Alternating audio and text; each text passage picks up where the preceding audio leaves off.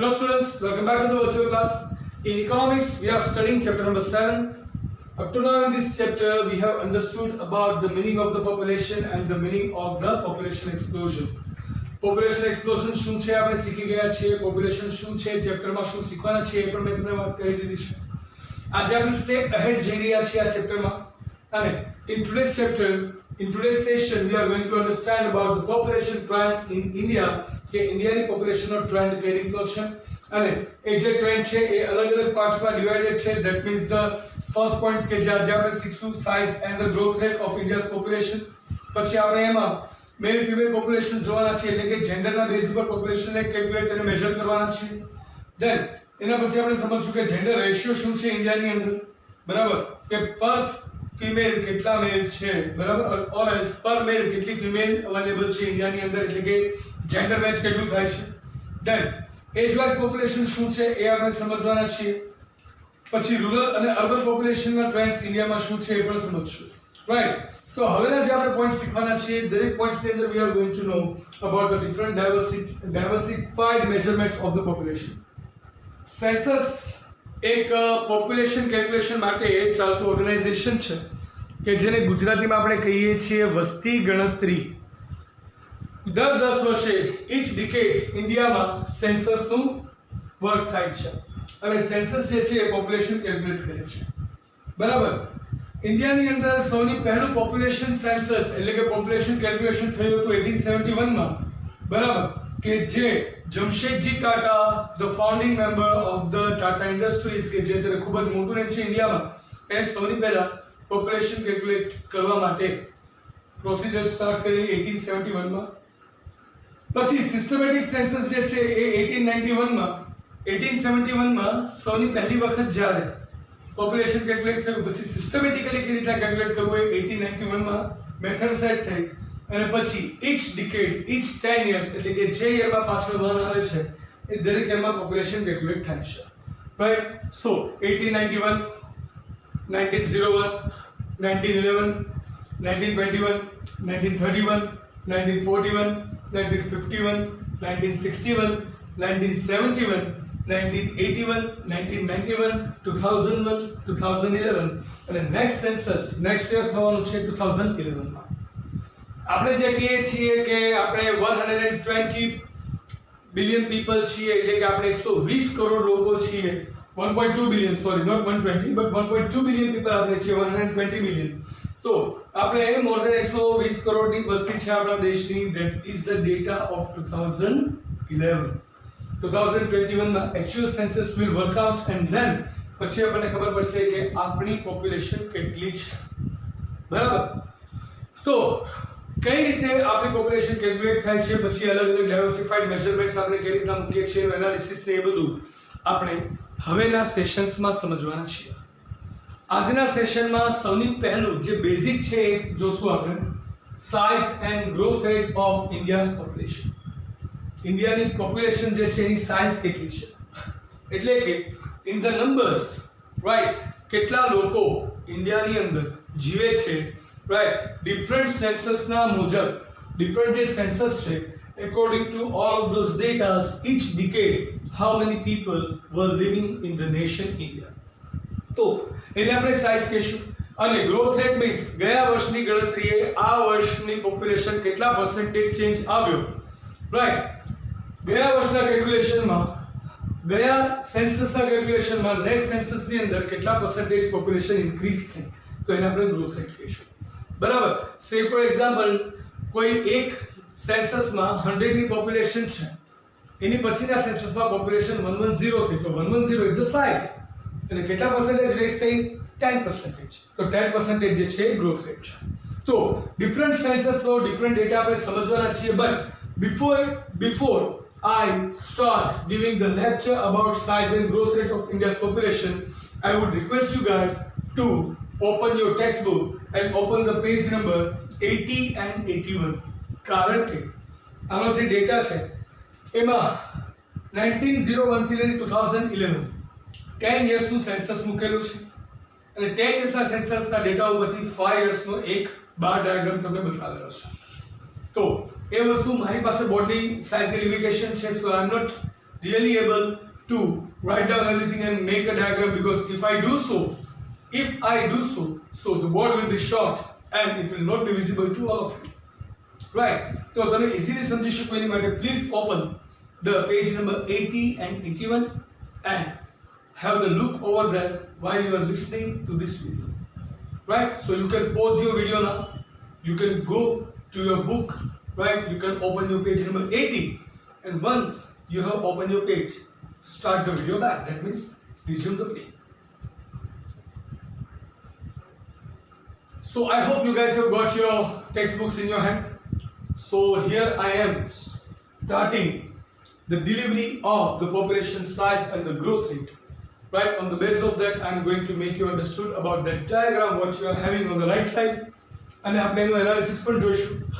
અને એના પછી હું થોડી વાર તમને આ ડાયાગ્રામ વિશે પણ કરવા માંગીશ. So let us start with the census data. તો તમારી પાસે જે ટેબલ છે એ ટેબલ ત્રણ કોલમમાં વહેંચાયેલું છે. The first column is the year, બરાબર? તો year 1901 થી 2011 દરેક સેન્સસ બતાવ્યા છે.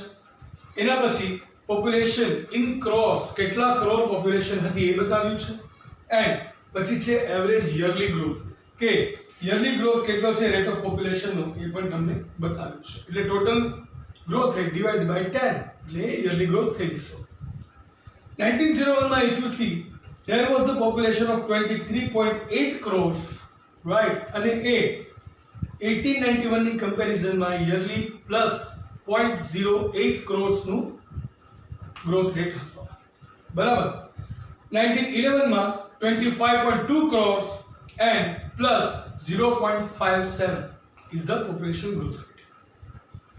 In 1921 the population decreased. It was 25.1 crore and the growth rate was minus 0.03. Then you just see the dramatic change in the growth rate of yearly population, right? And here we see 1931 27.9 crores plus 1.04 percentage. 1941 31.9 crores plus 1.33 percentage. 1951 36.1 crores plus 1.25 percentage.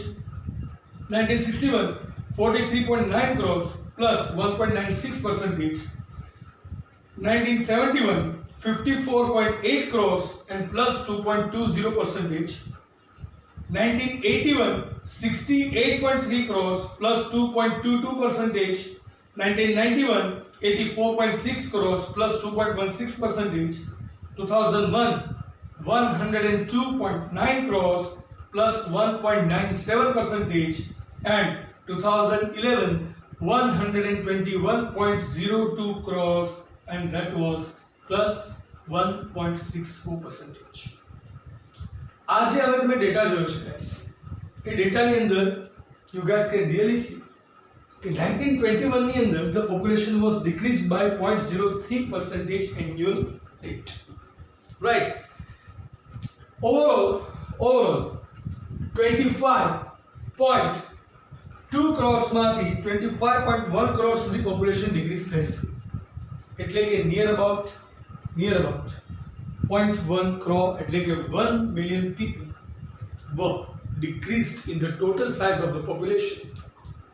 એ સમયે 1921 ની અંદર હિન્દ છોડો, right, quit India movement ચાલુ હતી, British rule હતું. એ સમયે બહુ બધા ખૂન ખરાબા થયા હતા, communal riots were there, right. એ સમયે એપિડેમિક પણ ખૂબ બધા થયા હતા, right. And due to that the population was decreased. But એની પહેલા અને એના પછી હંમેશા નેશનલ પોપ્યુલેશનમાં ગ્રોથ રેટ જ વધ્યો છે. સો એ એક જ રીઝન છે કે જેને કારણે 1921 is known as the dividing year, right? It is known as the great dividing year, 1921. Why? Because that was the only year in what we came to know that population of India was decreased in the whole decade but not increased. એના પછી એના પહેલાના તમે growth rate જોયા હોય તો એ બધા growth rate કેટલા હતા? 0.8 0.57. But એના પછી there was minimum 1% growth rate and sometimes it was plus 2.22%. એટલે કે overall 10 years ના 22.2% growth rate આપણો થયેલો હતો. જ્યારે 2001 માં સેન્સસમાં Indian population cross to 102 million એટલે કે 102 કરોડ જ્યારે થઈ 1.02 billion. At that time, some of the journalists and some of the people said that India has the population of 100 crores, right? But at that time, they were just saying it. But some of the economists said that it is going to be the bigger problem. It is not the thing to laugh. It is not the thing to be proud on. It is the thing to be worried. Currently, these are the things which are going to create the problems in futures. And seriously, guys, 2001 થી 2021 સુધી આપણે પહોંચવા આવ્યા છીએ. The problem of poverty is increased. The problem of unemployment is increased, and these are all due to the root cause of the high population rate in India. તો એ વાત તો આપણે કરી. એની સિવાય તમે જો તો તમે સાઈડમાં ડાયાગ્રામ આપ્યો છે 1951 થી 2011 ના 7 બાર્સ છે. તો બાર્સ તમે જો તો 51 ના બાર ની સામે 2011 નો બાર જો તો it is more than double. આપણું નેશન જ્યારે ઇન્ડિપેન્ડન્ટ થયું at that time there was the population of only 36.1 crores અને કરન્ટલી જ્યારે આપણે છીએ હજી તો આપણું એસ્ટિમેશન 130 to 135 crores નું બોલાય છે. એક્સપેક્ટેડ છે 130 to 135 crores નું પોપ્યુલેશન ઇન્ડિયાનું હશે. We are the second largest country in the comparison of the population in the whole world, and the Asia too. After the China, India is the second country to have the highest population in the world. We are ranking on second.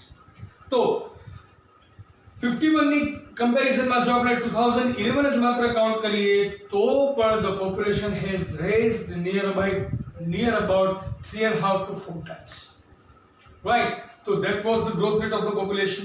એ જે તમને બાર આપ્યા છે ને, right, these all are the bars, these are the simple bar diagram, right, કે જેની અંદર તમને આ પોપ્યુલેશનનું એક્સપ્લેનેશન આપ્યું છે.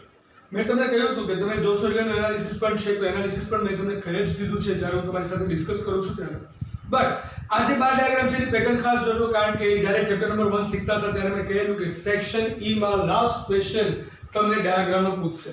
એમાં મોસ્ટલી આ લોકો બાર ડાયાગ્રામ સિમ્પલ બાર ડાયાગ્રામ હોય, ક્લસ્ટર બાર ડાયાગ્રામ છે કે પછી ડિવાઇડેડ બાર ડાયાગ્રામ જ પૂછે છે મોસ્ટ ઓફ ધ કેસીસ. તો એ ત્રણેયના એક્ઝામ્પલ તમને આ ચેપ્ટરમાંથી જ મળી જશે. Right? So guys, seriously that is really a bigger problem for the nation, right, about the growth rate of the population. બરાબર? તો જેમ મેં તમને પહેલા વાત કરેલી એમ that it is going to be the root cause of all the problems into the nation, and it is being proven, right? આપણે જોઈએ છીએ કે due to the high population unemployment થાય છે, unemployment ને કારણે poverty પણ જોવા મળે છે. So that was just the first one, right? The size and growth rate of India's population. That was all for today's session. In tomorrow's session we are going to understand about the diversities of male and female population in India. કે ઇન્ડિયાની અંદર year wise male અને female population શું હતી. આ બધા trend શું કામ સમજીએ છીએ? 5 અલગ અલગ ટ્રેન્ડ્સમાં આપણે પોપ્યુલેશનના જે કેલ્ક્યુલેશન છે શું કામ સમજવાના છીએ? એ જ્યારે પાંચે પાંચ પૂરા થશે અને જ્યારે કોઝિસ ઓફ હાઈ પોપ્યુલેશન આવશે, બરાબર, ત્યારે હું તમને એ વસ્તુ ક્લિયરલી સમજાવી શકીશ. સો up to now that was the trend of today. Tomorrow we are going to understand the male and female population in India, right? So it is time to ask where you live. So goodbye, take care, have a nice time, stay home, stay safe, keep making notes. Thank you.